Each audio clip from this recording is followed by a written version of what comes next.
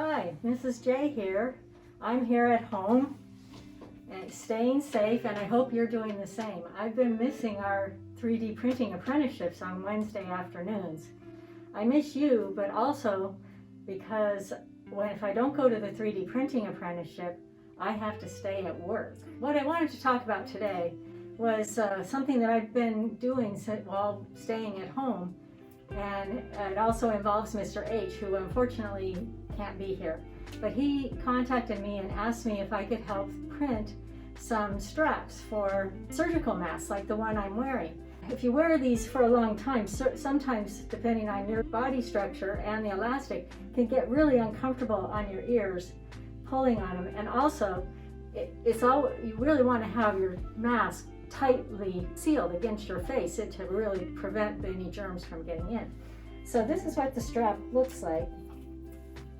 And I've been printing a whole bunch of these over the last few weeks using this printer. Look familiar?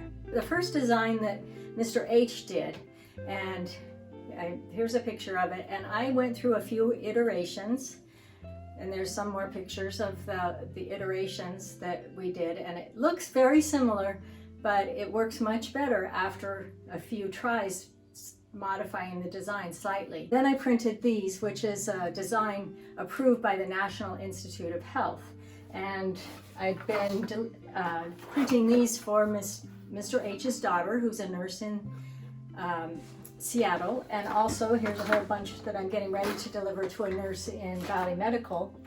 And the one thing that I wanted to tell you about this was that I tried two different materials.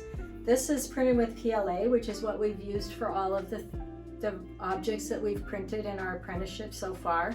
All the vehicles were made out of this, and you can see when it's real thin, it's pretty bendy.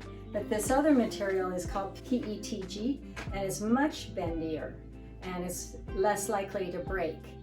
These are the same thickness exactly, and it takes a while to print these, as you would expect for 3D printing. Another thing that I learned there is a need for is the bottom reinforcements for face shields. The face shield itself is made out of clear plastic. We don't print that.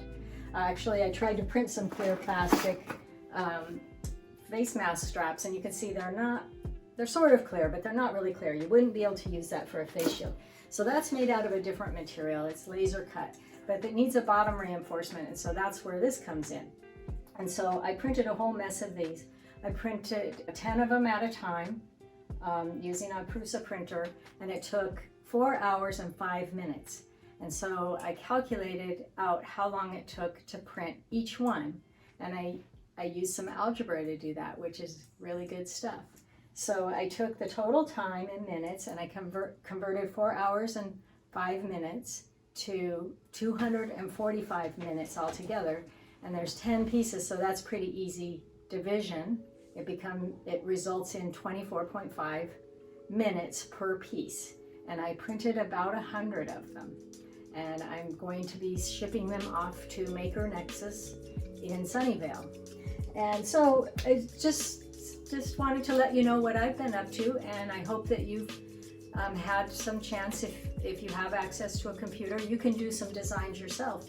And that's one of the cool things about having a printer, is if you can't go buy it or it's not available, like toilet paper in the stores, I wouldn't want to print that, but you get the idea. If something's not available and you can design it and you can print it yourself. So if you want, you could email me your design, your ID and the name of your design in your Tinkercad account, and I will try to print them for you.